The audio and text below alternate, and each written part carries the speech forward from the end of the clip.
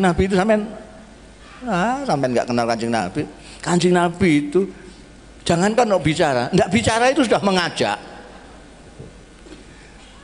Nggak bicara itu mengajak Kanjeng Nabi itu, menarik. Orang selalu ingin dekat dengan beliau.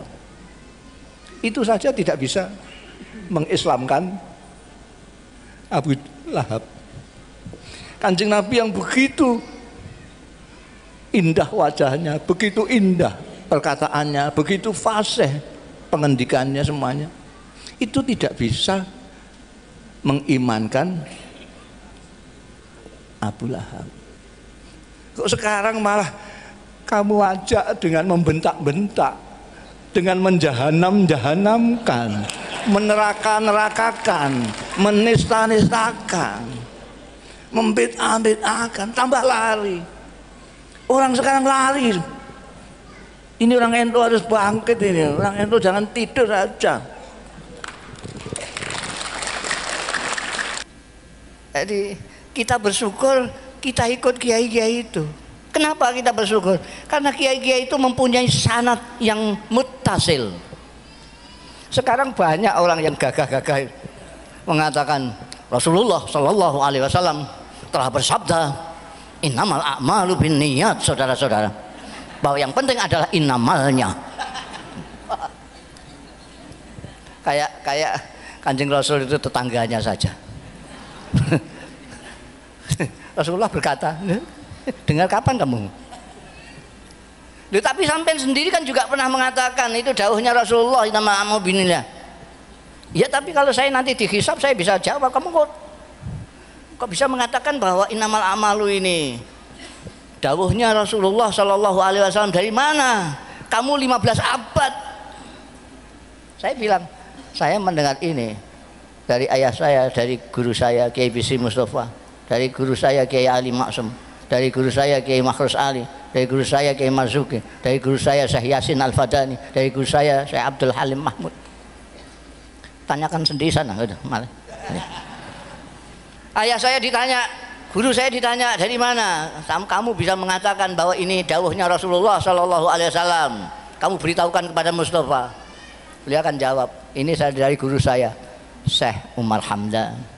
Nanti Syekh Umar Hamdan ditanya dari mana? Saya dari Syekh Faleh. Terus sampai Amirul Mukminin Sayyidina Umar bin Khattab radhiyallahu, dari Rasulullah Shallallahu Alaihi Wasallam, dari malaikat Jibril, dari Allah Subhanahu Wa Taala. Paham sampai urutannya ini? Semua ilmu yang sampai dapat dari Kiai NU itu bisa dipertanggungjawabkan sampai yaumul hisab. Zaman seperti ini itu sangat kita bersyukur kita masih ikut Nahdlatul Ulama ya. Sampai tinggal bilang saja, sampai bisa mengatakan begini, saya dengar dari Kiai Ahmad Rohayat. Udah biar yang ditanya beliau nanti, enak tuh. Tapi kalau sampai ditanya, kamu bisa mengatakan ini dawuhnya Rasulullah? Ya saya dari Google. Wah sudah repot nanti urusannya itu ya. Kita bersyukur kita Nahdlatul Ulama Kiai. Tadi hampir saya ralat tadi, siapa namanya, NU cabang Katolik tadi mengatakan bahwa NU adalah terbesar di Indonesia. Mau saya ralat tapi dia sudah pinter diteruskan, mungkin sedunia. Ralat saya bukan mungkin, memang. Ini bukan mungkin Pak Jonas, bukan mungkin. Tahun 89 saya ditakdirkan ikut Gus Dur sama Kiai Sahal Mahfud mendapat undangan dari Darul Ifta. Darul Ifta itu suatu badan non departemental tapi langsung di bawah Raja Saudi. Waktu itu kepalanya adalah kepalanya Wahabi Saudi, Syekh bin Baz. Saya itu karena tulisan saya bagus, tulisan Arab saya itu bagus. Saya gelandangan suka dolan-dolan, kalau ke Jakarta mampir ke PB gitu.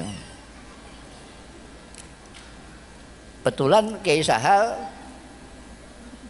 Kiai Abdurrahman Wahid, Dr. Fahmi, Saifuddin, Allah yarhamhum, mereka semua sedang ada. Mereka sedang bicarakan undangan dari Saudi. Wah ini ada Gus Mus, ada Gus Mus. Saya waktu itu gelandangan biasa lah, nggak jadi apa-apa. Oh ini ada Gus Mus, kebetulan tulisannya bagus ini. Suruh nulis balasan. Saya nulis surat balasan bahwa kita berterima kasih sudah diundang, insya Allah akan kita bicarakan, nanti kita akan datang. Itu yang nulis saya. Ketika dapat undangan dari atase agama itu bukan di bawah Deparlu sana, tapi di bawah Darul Ifta ini. Ketika datang di sana, saya diajak sama Kiai Sahal, sama Gus Dur, sama Dr. Fahmi ini. Loh kok saya ikut ngapain? Loh nanti kalau ada yang harus ditulis-tulis lagi kan, biar tulisannya sama dengan yang masuk akal juga itu ya. Saya ikut sana, ternyata di sana itu hanya untuk menulis siapa-siapa yang akan berangkat. Terus ditulis saja saya. Syekh Muhammad Ahmad Sahal Mahfud, Syekh Abdurrahman Wahid, Dr. Fahmi Saifuddin Zuhri. Ini siapa ini? Saya belum jawab, saya tidak ikut-ikut. Sudah dijawab sama Gus Dur. Ini Mustafa Bisri. Jadi saya ikut ke bawah. Itu saya diterbangkan takdir itu namanya. Bukan lah kan di sana itu kan resmi, terima pejabat-pejabat sana itu. Saya bilang sama Gus Dur ini, terus saya nanti itu gimana sampai mengenalkan diri sampean ketua NU, ini Kiai Sahal Rois, ini wakil ketua NU. Lah sampean nanti kalau mengenalkan saya apa? Ya kamu juru bicara gitu.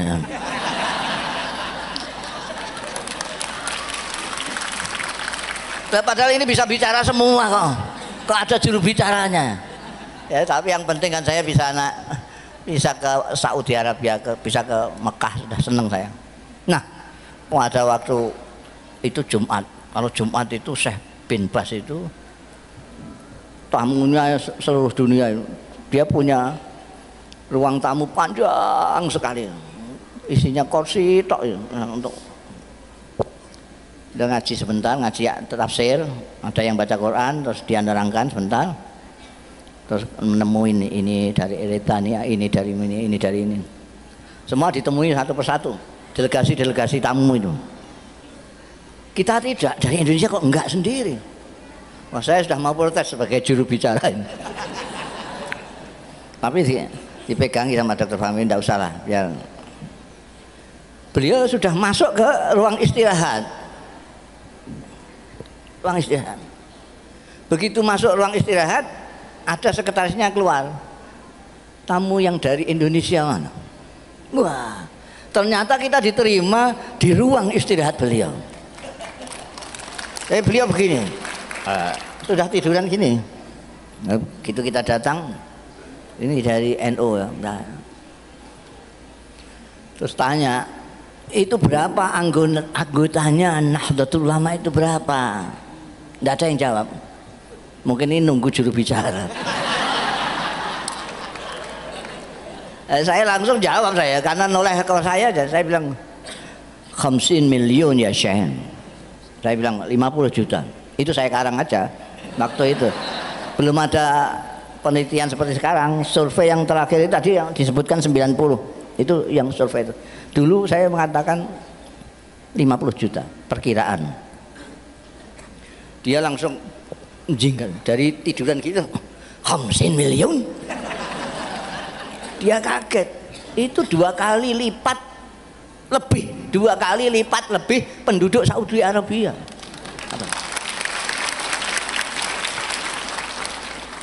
50 million. Melihat dia kaget, saya terus ndadi kok bahasa sini. Saya menjadi-jadilah gitu, senengnya saya itu. Bal aksal min zalik ya Syekh. Malah mungkin lebih saya ketemu. Masya Allah, tabarakallah.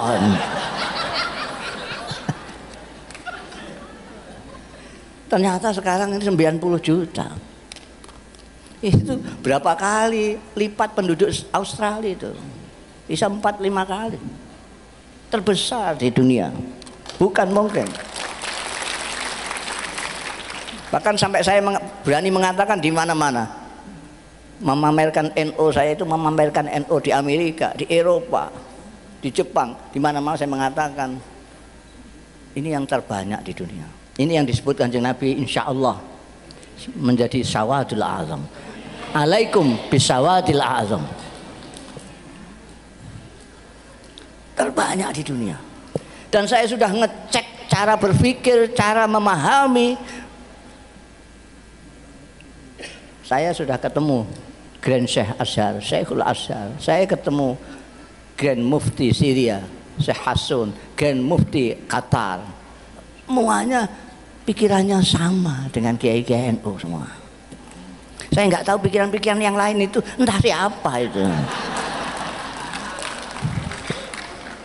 Pembesar-pembesar di Timur Tengah semuanya pikirannya sama. Saya sudah ngecek semua. Semuanya seperti kita, ahli sunnah wal tawassut wal i'tidal. Maka sekarang ini di dunia sedang mencari NU untuk dijadikan guru bagi perdamaian dunia. Saya yang khawatir lalu kitanya sendiri malah nggak paham. Jadi orang mau jadikan sampean guru, sampean sendiri malah cari guru kemana-mana yang nggak jelas. La ilaha illallah. Sudah sampean mantap saja sama kiai-kiai sampean NU, sudah. Itu punya jalur langsung bisa dipertanggungjawabkan ila yaumil kiamat. Kalau sampean punya ustadz lain, sampean tanya, sampean iso nanggung saya nanti sampai yaumil hisab? Kalau iya, sampean silahkan ke sana. Kalau berani. Kalau kiai NU berani. Karena dia memang mempunyai sanad betul ke sana. Jadi kita perlu bersyukur, ini hak prerogatifnya Gusti Allah juga. Ada yang anaknya kiai tidak mau di NU, ada. Ada enggak? Ada, karena enggak dipilih sama Gusti. Jangan dikira, makanya saya minta supaya bersyukur menjadi umatnya Nabi Muhammad SAW, bersyukur jadi manusia dengan menjaga kemanusiaan, bersyukur menjadi umatnya Nabi Muhammad SAW dengan menjaga nilai-nilai dan ajarannya, menjadi NU juga menjaga ke-NU-anmu, ahli sunnah wal jamaah. Salah satu sikap dari NU makanya lain tadi kan bersemangat hari ketua sampean itu kan NU NKRI harga mati. Kenapa begitu? Lu karena apa namanya? Sampean nggak kenal Hadratus Syekh Hasyim Asy'ari, biasanya fotonya ada ini itu yang ini. Saya itu sudah agak lama menemukan dan sudah saya terjemahkan. Saya menemukan buku karangannya seorang penulis dan wartawan Arab yang pada waktu revolusi di Indonesia dia memang di Indonesia untuk mengcover jalannya revolusi di Indonesia. Dia punya buku dan saya menemukan buku itu yang dalam terbitan Kuwait berbahasa Arab. Judulnya menarik. Judulnya itu Al-Allamah Muhammad Hasyim Asy'ari Wadi'u Labinati Istiqlali Indonesia. Itu terjemah harfiahnya adalah Maha Guru Muhammad Hasyim Asy'ari, peletak batu pertama kemerdekaan Indonesia. Itu buku karangannya Said Asad Muhammad.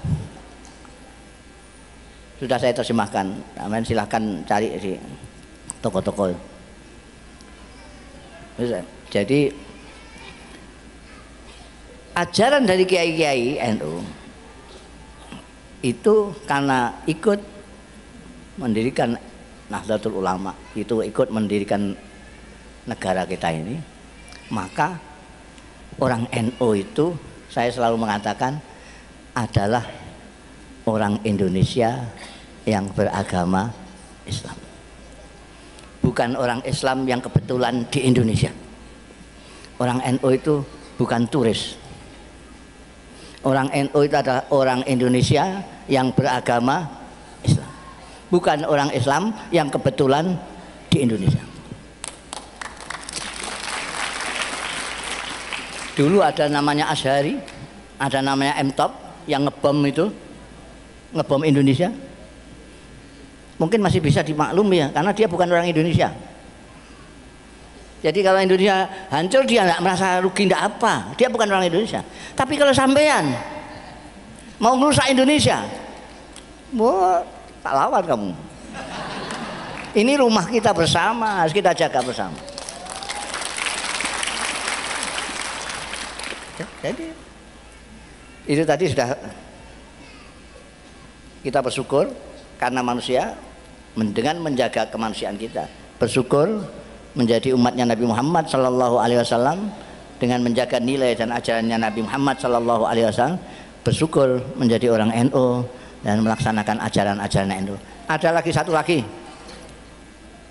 belum jam 2. Satu lagi, kita bersyukur dengan hak prerogatifnya Allah Ta'ala, kita diciptakan menjadi bangsa Indonesia, menjadi orang Indonesia. Ini anugerah, ini anugerah. Banyak sekali orang-orang asing ke Indonesia ini, banyak yang minta warga negara, banyak sekali, banyak sekali. Lah kita yang jadi warga negara Indonesia kok nggak bersyukur gimana? Sampean tak tanya sekarang ibu-ibu ini, sampean yang paling jauh pergi kemana sampean? Jakarta? Sudah pernah Jakarta ya? Bandung, udah. Surabaya pernah? Rembang pernah? Saya itu Timur Tengah sudah, Eropa sudah, Eropa itu mulai Jerman sampai Spanyol, Amerika sudah, Jepang sudah, Korea sudah, Hong Kong sudah, Taiwan sudah, mana-mana. Setiap kali saya di negara-negara itu yang teringat adalah Indonesia. Kenapa? Kenapa? Karena di sana itu tidak seperti di sini. Di negara-negara itu kalau panas kita tidak tahan panasnya, kalau dingin tidak tahan dinginnya. Di sini paling panas kemarin itu, paling panas itu 36. Kemarin itu saya lihat ketika panas sekali itu 36 derajat. Saya di Mesir pernah mengalami 50 derajat. Semua yang saya pegang panas sekali. Kalau naik bis pegangan ini panas, ini panas. 50 derajat. Kena angin panas. Kalau di sini panas, kita berlindung di bawah pohon sudah tidak panas. Di sana berlindung di mana saja, kalau asal kena anginnya, kena udaranya panas. Saya pada waktu itu jadi mahasiswa. Kalau mau tidur, ranjang ini saya siram pakai air, set, langsung tidur. Kalau tidak langsung tidur, mengembalikan timba dulu ke kamar mandi, ini panas lagi nanti. Kalau belajar itu kitab saya masukkan ke plastik, sini pancuran saya pancurkan, ambil gini. Kalau enggak bisa belajar ya.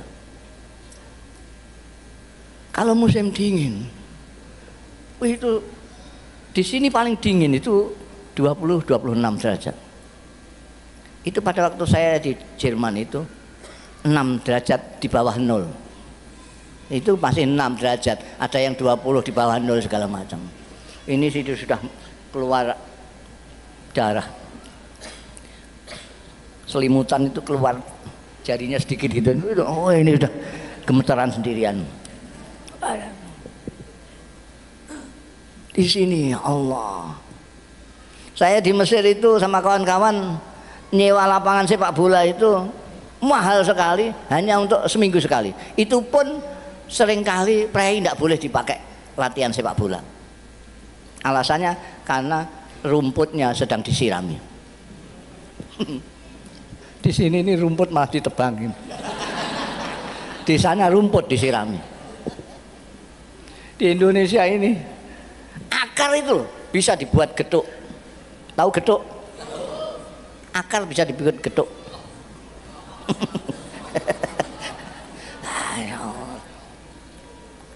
Indonesia ini dulu ada Grand Syekh, Syekhul Azhar itu ulama yang terbesar di Mesir. Di bawahnya ini ada mufti. Kalau presiden mau ngangkat menteri agama, di sana namanya Wazirul Auqaf wad Din. Itu harus lewat Grand Syekh ini. Itu yang pernah Grand Syekhnya Syekh Shaltut itu pernah ke Indonesia. Orang Mesir itu lebay, bahasa sini bahasanya anak muda itu lebay. Lebay itu mubalaghahnya kelebihan lah. Mubalaghahnya itu balik sekali. Jadi begitu datang di sini dibawa ke Bogor, dibawa ke apa namanya yang di Bogor itu Kebun Raya Bogor. Dibawa Kebun Raya Bogor. Masya Allah, tabarakallah.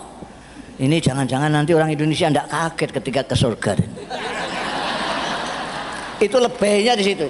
Lebay, mubalaghah. Kalau tidak kenal orang Mesir, wah ini penistaan, mesti gitu.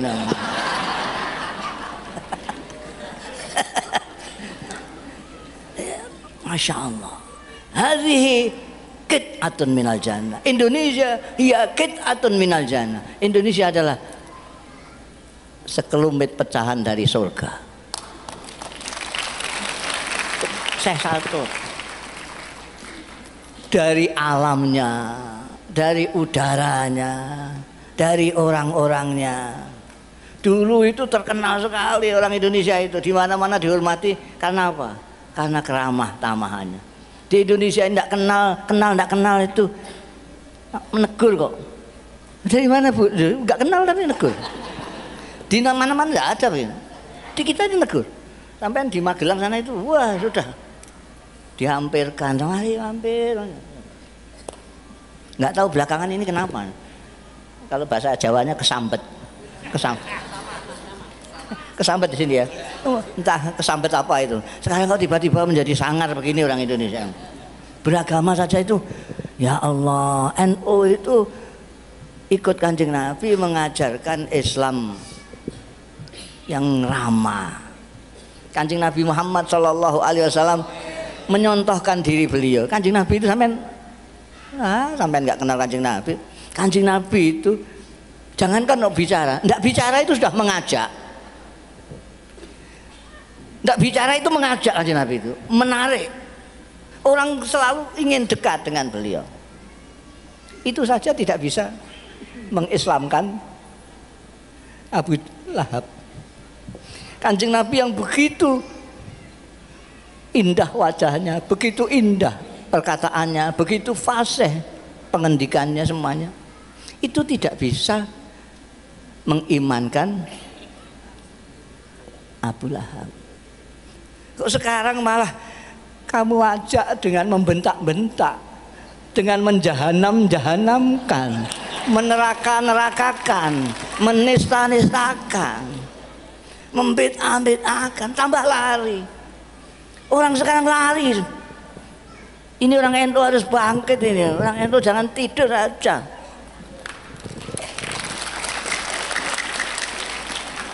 Harus bangkit. Jangan biarkan Islam dirusak sama orang Islam bodoh-bodoh itu. Dirusak, cemar kita, malu kita. Dulu semua orang menghargai Islam karena kiai-kiai kita memang menampilkan Islam dengan tampilan yang indah. Kiai-kiai tidak ngomong saja, bahkan ada kiai yang tidak ngomong tapi perilakunya yang ngomong. Kiai-kiai pesantren dulu punya kasih sayang kepada umat. Itu tadi saya katakan yang zuruna ilal ummah bi aini rahmah. Karena kasih sayangnya kepada umat, tidak tahannya melihat umatnya itu kesasar-sasar, beliau itu membantu mereka membacakan Al-Quran, memahami Al-Quran, kemudian mengamalkan Al-Quran supaya terlihat oleh umatnya yang awam yang tidak baca Quran ini. Oh begitu itu Quran ini.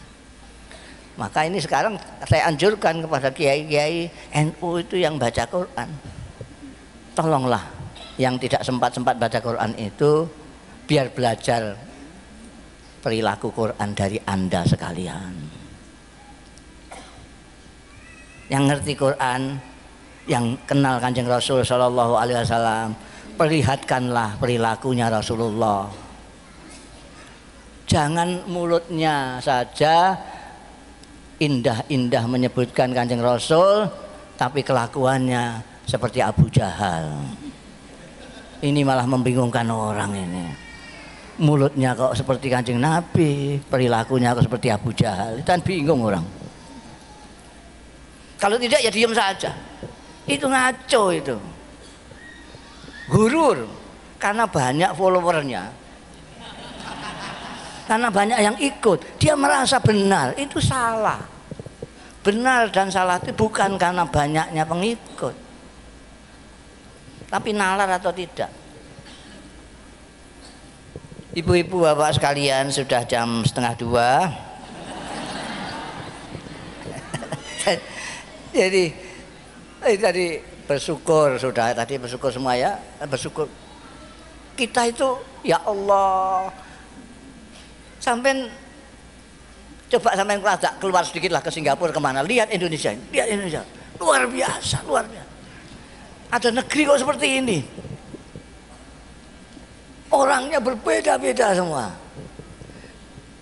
Saya itu tidak bisa bahasa Sunda, sampai tidak bisa bahasa Jawa, tapi kita bisa komunikasi. Kita bisa komunikasi dengan baik. Di sana ada orang Batak, di sana ada orang Madura, di sana ada orang Bugis, macam-macam. Kita bisa komunikasi dengan mereka. Sampai datang agak ke situ sebentar, ke Filipina. Filipina itu seperti kita, banyak suku-suku, banyak etnis ini.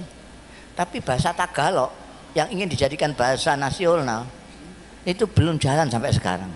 Sehingga dari kampung ke kampung orang tidak bisa komunikasi karena bahasanya lain. Kita kok nggak bersyukur gimana? Sekian ribu pulau-pulau, sekian banyaknya etnis, kita masih bisa berhubungan. Makanya NU pada waktu zaman Rais Am Kiai Ahmad Siddiq melanjutkan dari pendahulu-pendahulunya, merumuskan, sebetulnya sudah ada cuma dirumuskan saja.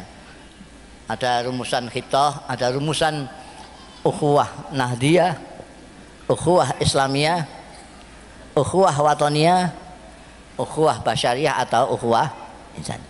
Ini berurutan. Kalau sampean ukhuwah nahdiyah saja tidak bisa. Ya tidak bisa ukhuwah islamiyah, nggak bisa. Ukhuwah nahdiyah aja nggak bisa kok. Kalau ukhuwah nahdiyah saja nggak bisa, ukhuwah islamiyah. Kalau ukhuwah islamiyah saja nggak bisa, bagaimana ukhuwah watoniyah? Kalau ukhuwah watoniyah nggak bisa, bagaimana mau ukhuwah insaniyah, basyariyah? Nggak bisa. Itu tingkat yang paling tinggi. Dulu itu NU, yainya bisa semua. Sisa-sisanya Laskar Padang itu, Gus Dur itu tidak ada. Semuanya persaudaraannya manusia. Itu yang tertinggi. Kullukum min Adam, ma Adam min turab. Persaudaraan itu bisa dilaksanakan kalau bisa melewati ini. Persaudaraan Nahdiyah sudah, persaudaraan Islamiyah sudah, persaudaraan Watoniyah sudah, persaudaraan kemanusiaan. Kita manusia. Yang terakhir karena sudah 1:30. Jadi apa namanya, tetaplah antap saja Anda di NU Nahdlatul Ulama.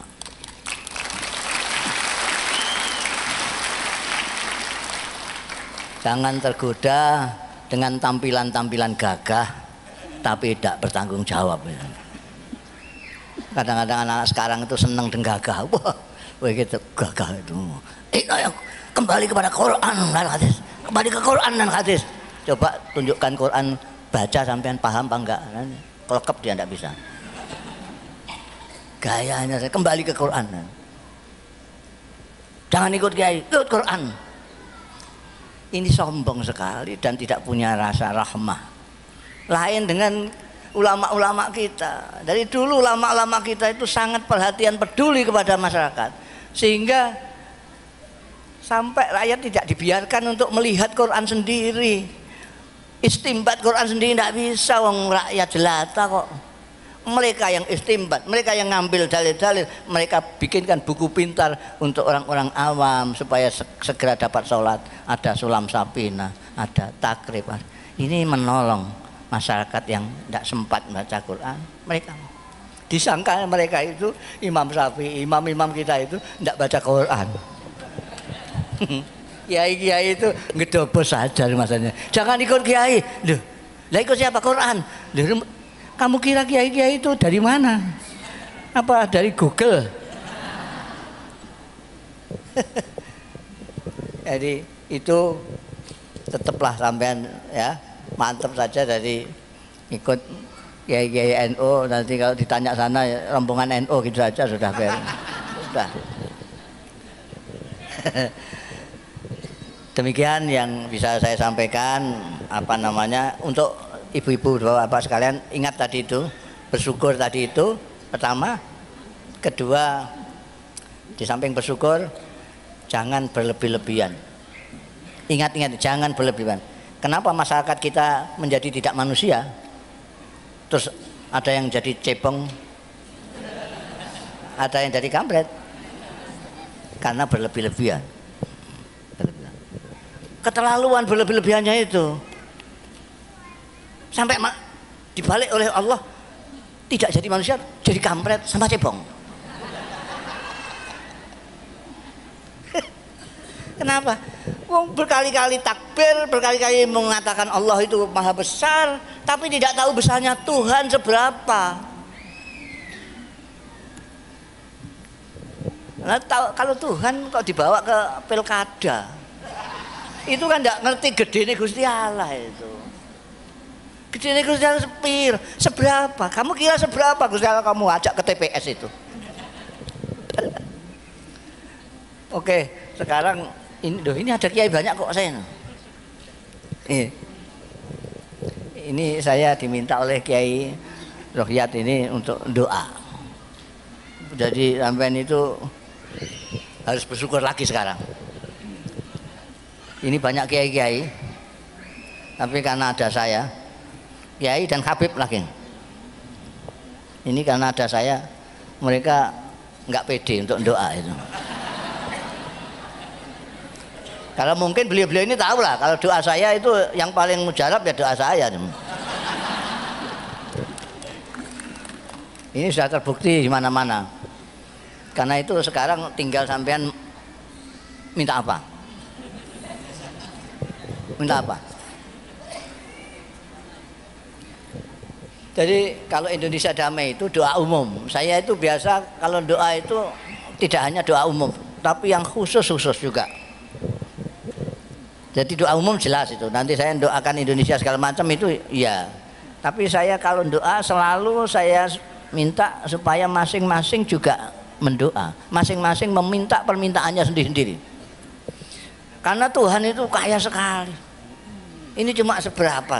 7,5 miliar minta semua kepada Allah Ta'ala. Diberi semua oleh Allah Ta'ala. Kekayaan Allah tidak berkurang sama sekali. Kecuali seperti halnya jarum sampai celupkan ke lautan, kamu angkat, yang basah-basah ini yang diberikan 7,5 miliar, dan kekayaannya Tuhan masih satu lautan itu, kaya sekali. Jadi sekarang minta apa? Biasanya kalau saya berdoa di mana-mana, dan memang saya sekarang profesinya doa. Karena sudah terkenal doa saya itu mujarab, jadi sudah tidak ada tausiah segala macam begini nih, langsung sudah doa aja.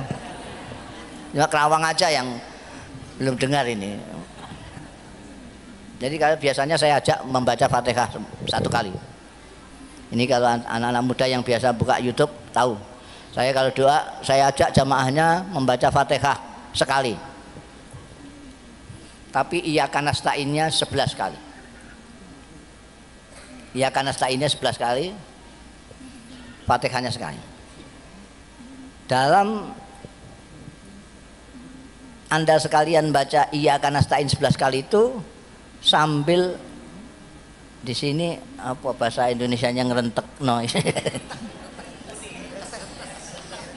Di sini ngerentek bahasa Jawa, di sini ini dianukan. Anda memohon kepada Tuhan dalam hati ketika membaca Iyyaka nasta'in itu. Iyyaka nasta'in, ya Allah, saya punya utang 5 juta. Mudah-mudahan segera lunas. Iyyaka nasta'in. Iyyaka nasta'in, ya Allah, saya kepengen punya rumah sendiri. Ini bertahun-tahun ikut mertua saja. Iyyaka nasta'in, ya Allah, saya ingin buka warung, mudah-mudahan warung saya laris. Itu Iyyaka nasta'in sambil permintaannya masing-masing. Sekian banyaknya kan tentu beda-beda lah permohonannya. Ini mumpung saya yang doa, sampai pergunakan kesempatan ini untuk memohon kepada Allah apa yang Anda paling inginkan saat ini. Iyyaka nasta'in, ya Allah, mudah-mudahan saya segera bisa naik haji, ya bangsa gitulah. Sudah ya? Paham ya? Itu. Kalau misalnya punya hutang, ya hutang yang 5 juta ke atas lah. 5 juta. Ini yang doa saya. Ya. Masa 100.000 aja saya yang doa. Kebesaran yang doa itu. Ya, kalau sudah mari kita. Pasti dikabulkan, pasti. Kok sampai tidak dikabulkan oleh Tuhan, itu kemungkinannya cuma 3. Kemungkinan pertama, Anda tidak percaya sama saya. Masa begitu doanya mandi, doa saya mujarab gak percaya. Ya mujarab betul. Kemungkinan yang kedua, itu permintaan sampean mustahil. Permintaan yang mustahil. Misalnya, ini kok kabar-kabarnya akan ada reshuffle menteri ya. Ini kalau diganti itu saya mudah-mudahan. Ya meskipun itu apa saja mungkin ya, tapi kan itu ya mustahil lah itu. Yang ketiga, permintaan sampean itu apa namanya kurang pas. Jadi Tuhan itu baik sekali dengan kita. Kalau doa kita itu tidak pas, karena kecenderungan kita kan doa asal minta saja, asal minta. Pernah suatu saat ada yang minta ke saya nyalon jadi kepala daerah. Sampean saya doa, saya ngamini sampean, apa saya yang doa? Ya saya yang doa saja Pak Kiai supaya diamini Pak Kiai. Doanya ini supaya jadi. Sungguh ini sampean yang doa, saya yang ngamini, bukan saya yang doa. Ya saya. Dia rupanya kepengen pas lah dengan keinginannya itu. Ya saya amini. Saya hanya ngamini tok itu. Itu mujarab mandi, langsung jadi. Tapi karena tidak menurut saya, menurut dia, doanya itu saya dengarkan kurang. Kalau saya doakan banyak sekali. Calon presiden sampai calon lurah itu ke tempat saya itu banyak sekali. Tanyakan saja presidennya, karena gubernurnya sama lurahnya itu datang ke saya. Saya selalu mendoakan, saya tambahi, ya Allah, kalau manfaat mudah-mudahan jadi, kalau tidak mudah-mudahan tidak, gitu. Ini enggak, pokoknya jadi, betul jadi. Tapi 3 bulan tangkap KPK. Ada yang doanya itu kurang pas, oleh Allah itu kalau di bahasa Jawa dipremakno, apa dipremakno? ah ini kasihan, dari kasihan ini dia sudah punya mobil, sudah punya sepeda motor, sudah. Ini kok permintaannya dari dulu soal dunia saja, dia minta ndak minta sudah saya kasih. Loh sekarang pas Gusmus sendiri yang doanya mujarab kok dia masih minta dunia lagi, kasihan.